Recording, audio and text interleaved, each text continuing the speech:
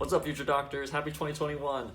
Today I'm going to share my top 5 tips on how to get through and succeed in your first year of dental school. We're going to talk about how to better retain information that you're learning in class. We're going to talk about how to succeed in the sim clinic. And if you stick around to the end of the video, we're going to talk about an underappreciated tip to help you keep your mental health thriving while killing it in dental school. Here we go. Number 1, become interested in what you're learning. The highest caliber of quality learning can happen when you are really enjoying what you're learning and you're having a good time with it. When you enjoy what's being taught, then you're going to be able to have better concentration. You're going to be able to have increased focus while studying or in class. It's also a quality motivator for you to even attend class in the first time and then to participate in class while you're there, which will obviously help you learn better. And then what I think is the coolest is that you actually will retain information better when you enjoy the topic.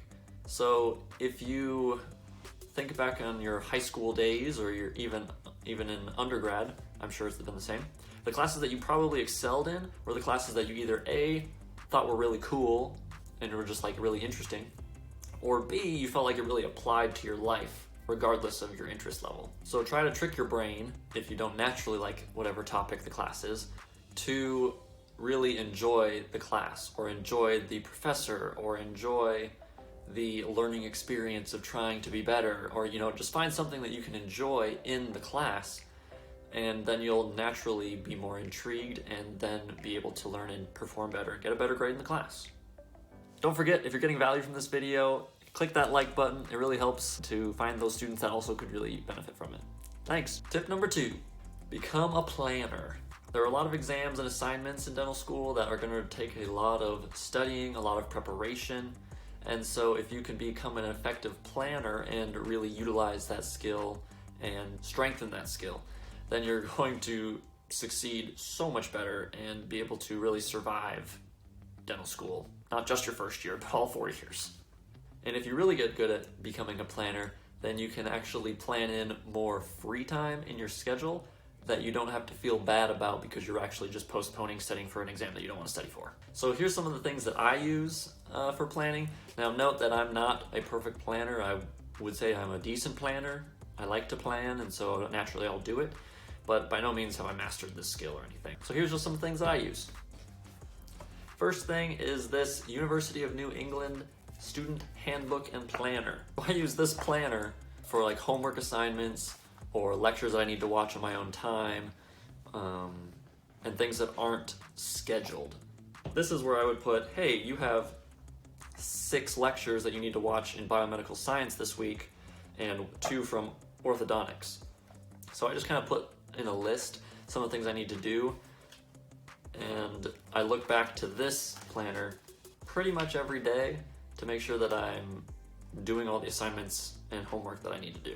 So in this book, there are weekly calendars, weekly schedules, where you can write in your goals, you can write in the tasks that you need to complete. The second tool that I use for planning is the calendar app on my iPhone. I'm sure if you're already a planner, even a moderate planner, then you probably use your calendar. I use that for scheduled events, so I'll put my class schedule in there, I'll put scheduled exams in there, anything else that's in my week that I need to complete at a certain time, then I'll put that in that calendar. And then the third and final thing that I use are whiteboards. Where are my whiteboards? So I have 2 sizes of whiteboards that I use. I have one that's really small like this, and then I have, let me see if I can grab it. And then I have this big one. With the whiteboards, I usually put my kind of bigger goals on them. They're blank right now because it's the start of a semester that we're just about to start. So I haven't created those goals yet. But that could be where I put my New Year's resolutions, or I could put the goals that I want to achieve in any individual class. In my school here at UNE, we're a pass-fail program. And so they give letters of commendation, which is just like an award to people who excel in the class. And so sometimes I'll write down the requirements to get that award, and so I can use that to kind of check my progress and to see how I'm doing in the class. I also throw on like miscellaneous tasks that I want to accomplish maybe during that day, or a reminder that I want to see the next day before I go to school or something. But the thing I really like about whiteboards is that they're really good for studying, because then you're not wasting a whole notebook throughout a semester. You're just using a whiteboard, and you can write something a million times. You can get it in your brain. So I used it a lot with anatomy, and I would draw out all the structures. I would draw the arteries and veins and nerves and memorize the branching by writing it out on the whiteboard. And it's nice to have that at home, because then you can study whenever you want rather than having to be at school to do that kind of stuff. Tip number 3, study from the lecture slides. With exams and even quizzes in dental school, they're always going to be heavily pulled from the lecture slides. I've talked to dental students from probably 5 or 10 dental schools around the United States, and all of them have said that at least the bulk of exams are going to be directly on the slides themselves. Professors aren't usually trying to trick you, they're just here to educate you, and so they're going to lecture about it in their lectures. Just make sure that you know every detail on the slides, even the little things you're like, oh, that's insignificant, that's just a random number. It's not a random number. If it's in the lecture slides, then it might be on the test. So just try to memorize everything. Hold on, did you know that you could be getting premium content like this for free? All you gotta do is just hit that little red subscribe button in the bottom corner. I've got some awesome content planned for 2021 and the upcoming years, and I want you to be a part of it. So go ahead and click that subscribe button. All right, that's all. Now let's talk about the simulation clinic. Tip number 4, expect long days in the simulation clinic. That's not really a tip. How do I turn that into a tip? There's going to be long days in the sim clinic. Take long days in the sim clinic? Use long days in the sim. No, utilize after hours in the simulation clinic. That's a good tip. That's the tip for number 4. Use that.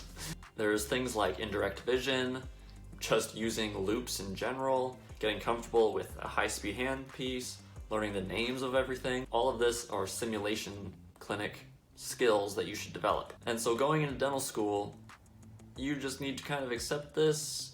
You're going to be terrible, at least at the beginning, and that's okay. Everyone's terrible. Everyone thinks that they're the only one that's terrible. Hand skills are tough to develop. If you put in the extra hours after class is done, or after school, or in the evenings, on the weekends, then you're gonna be able to develop hand skills way faster. The way I like to think about it is I'm just mastering my craft. I'm putting in those extra hours, I'm grinding. I grew up doing a lot of sports, and so I like the idea of working hard on the weekends, going out when it's raining and working hard. It just makes me feel good. And so I think of it like that, where I'm going in when no one else is working, and I'm gonna try to become better, and I'm gonna try to work harder than everyone else around me. Now, if you're watching this in the middle of the COVID pandemic, which is at the time of this recording right now, then there's probably some restrictions with your school after hours programs, and you're probably gonna have limited time. But I would just recommend follow whatever the school allows you to do and go in as much as you can. This is something that I didn't utilize well enough in my first year, and now we're in the middle of a pandemic where I can't go in as often, and I'm like panicking because I want to be better than where I am right now. Basically what I'm trying to say is the more time you put in the sim clinic, the better you'll be by the time you get into the real clinic. Tip number 5, take care of your physical body. Now, I might be a little biased on this one because I'm an exercise science major in my undergrad, and so I'm all about exercise. Taking care of your physical body will help all other aspects of your life. It'll help improve your mental abilities, it'll improve your emotional capacity, it'll improve your spiritual capacity. So just take care of your physical body because it helps you in a lot of ways. The first part of this is obviously exercise. You go for a walk, lift some weights. You could even try to pick up a new sport like chess boxing, which I discovered in the creation of this video. So if I can put it here, I will. I'm not sure if my editing abilities is that good. Second part of taking care of your physical body is eating healthy, eating a healthy diet. Now, you don't need to go nuts with this one, pun intended, but just make sure that you're doing a little better than you were before. So instead of having a fast food cheeseburger for lunch every day, maybe pack your own peanut butter sandwich. That's what I do. And then the last part of this is sleep. I recommend trying to get 7 hours of sleep every day or more. That's what I do. If you make sleep a priority, you have the time to sleep. even in dental school where it's crazy, even in med school. Well, actually, I can't speak for med school. I hear med school is kind of crazy. But at least in dental school, you have time to sleep if you make it a priority. Now, obviously, there's going to be nights that you have to stay up super late, or you have to get up super early to study for an exam, or whatever else. Just life happens. And I get that. That's part of life. But just try to not make that a habit. Like, don't stay up binging Netflix till 4 a.m. every day. Go to bed. Alright, so those are my 5 tips. Hopefully you've liked it. But don't go anywhere. I'm not done. Do not click off this video. We're now at the bonus tip. If you made it this far, though, I just want to appreciate you. Thank you so much for taking the time to watch this. Hopefully you're getting some enjoyment out of it and maybe learning 1 or 2 things. I don't know, maybe. Number 6, make friends and have fun. For some reason, high achievers, like those who make it into dental school or medical school, they always put relationships off. Whether that be romantic relationships or even friendships, they feel like, myself included by the way, they feel like they need to study instead of go out to the party, or they feel like they can't enjoy life at the same time as succeeding in school, and that's just not true. It's all about prioritizing things and becoming a planner, like I said, scheduling out your days or your weeks, and you'll be able to make time for everything.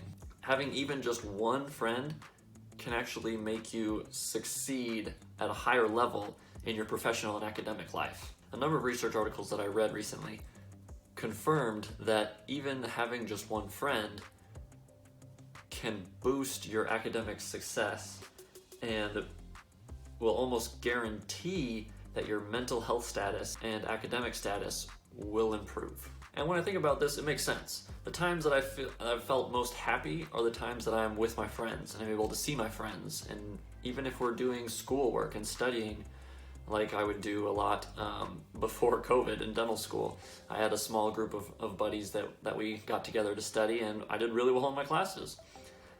And now with COVID being a thing and being socially distanced all the time and online all the time, naturally it's been really hard to succeed. And it makes sense after reading these things that part of that is probably because I'm not surrounded by a lot of friends anymore. So one last thing before I end this video, I again wanted to thank you guys for watching this. I really appreciate you, especially those who are making it to the end of my videos. And again, I ask that if you got value from this video, please give it a like. Feel free to subscribe down below if you haven't. And I really want to try something new, where if you've made it to the end of the video, I want to know who's making it. So I want you to do one of 2 things, or both. So the first thing is just comment below. Don't care what you say, but just let me know that you're here, that you're watching, and that you're getting something out of it. The second option is find me on Instagram. I'm at Predental Guru, just the same as YouTube channel. And send me a DM and just let me know that you're watching, that you think it's good, or let me know where you think it can be better. You're lucky to be a part of the first 30 people who've subscribed, at least at the time of this video. I think I'm at 27. So you get a lot of say in where the future of this channel goes. So give me some tips, give me your thoughts. I want to hear from you. All right, enough of me talking. Thank you guys for watching. Hope you guys have a good day, and I'll see ya in the next one.